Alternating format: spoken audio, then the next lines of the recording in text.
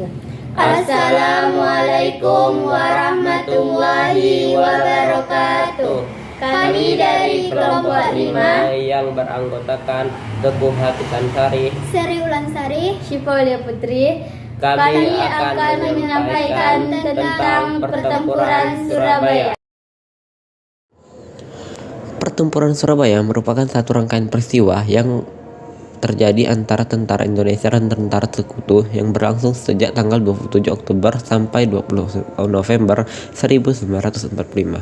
Pertempuran yang paling besar terjadi pada tanggal 10 November 1945.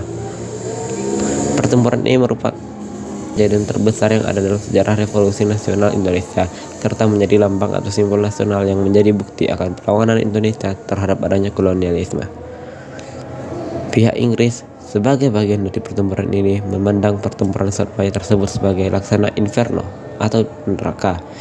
Hal ini dikarenakan rencana Inggris yang ingin menguasai Surabaya menjadi terlambat 2 hari dari target waktunya, yaitu tanggal 26 November, yang disebabkan kegigihan para pejuang bangsa Indonesia yang terdapat di Surabaya. Pada tanggal 30 Oktober 1945, terjadi bentrokan antara tentara Indonesia melawan tentara Inggris yang dikarenakan kesalahpahaman yang menyebabkan Brigadir Jenderal Aubertin Walter Shorter Malabi atau disingkat sebagai AWS Malabi tewas dalam bentrokan ini, yang kemudian posisinya digantikan oleh Jenderal Robert Mansur.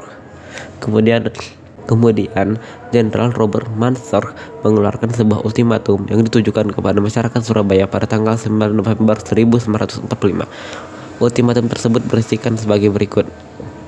1. Pemimpin Indonesia yang ada di Surabaya harus melaporkan diri. 2. Seluruh senjata yang dimiliki oleh pihak Indonesia yang ada di Surabaya harus diserahkan kepada pihak Inggris. 3. Pemimpin Indonesia yang ada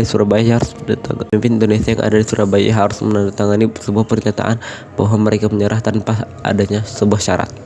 Pada tanggal 10 November 1945, tentara Inggris melakukan serangan besar. Kapal perang tentara Inggris mengira perlawanan rakyat Surabaya dapat ditaklukkan dalam waktu beberapa hari. Pada pertempuran ini sendiri terdapat setidaknya 20.000 tentara serta 100.000 sukarelawan di pihak Indonesia, sementara pada pihak Inggris terdapat setidaknya 300.000 tentara yang juga dibantu dengan berbagai peralatan perang mereka, yaitu tangki kapal perang serta pesawat tempur.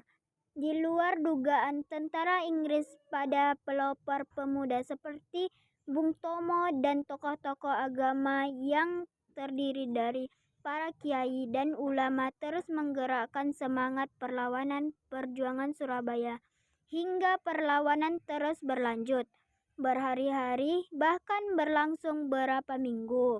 Selain Bung Tomo, terdapat pula tokoh-tokoh berpengaruh lain dalam menggerakkan rakyat Surabaya.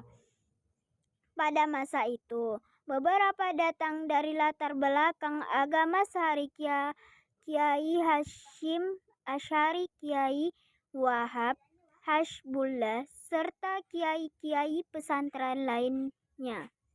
Juga pengaruh santri-santri mereka dan masyarakat sebagai milisi perlawanan, sehingga perlawanan pihak Indonesia berlangsung alot dari hari ke hari hingga dari minggu ke minggu lainnya.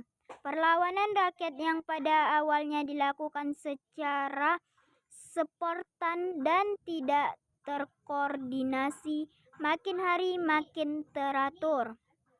Walaupun pada akhirnya Surabaya secara keseluruhan tetap jatuh ke tangan bangsa Indonesia. Dengan adanya kejadian pertempuran Surabaya tersebut mengubah cara pandang atau perspektif bangsa Inggris dan juga Belanda terhadap Indonesia. Karena ada kejadian ini, bangsa Inggris menjadi lebih mempertegas posisi serta kedudukannya sebagai pihak yang netral dan tidak perlu untuk mendukung Belanda. Selain itu, Belanda yang pada awalnya meremehkan semangat Indonesia, mulai menyadari dan melihat perjuangan para pejuang yang ada dalam mempertahankan kemerdekaan Indonesia. Setidaknya 6.000 sampai 16.000 pejuang dari pihak Indonesia tewas dan 200.000 rakyat mengungsi dari Surabaya. Korban dari pasukan Inggris dan India kira-kira sejumlah 600 sampai 2.000 tentara. Pertempuran berdarah di Surabaya yang memakan ribuan korban jiwa tersebut telah menggerakkan perlawanan rakyat di seluruh Indonesia untuk melakukan perlawanan. Banyaknya pejuang yang gugur dan rakyat yang menjadi korban pada 10 November ini kemudian dikenang sebagai Hari Pahlawan oleh Republik Indonesia hingga sekarang. Demikianlah materi yang dapat kami sampaikan. Mohon maaf jika ada kesalahan. Wabillahi taufik wal hidayah. Wassalamualaikum warahmatullahi wabarakatuh.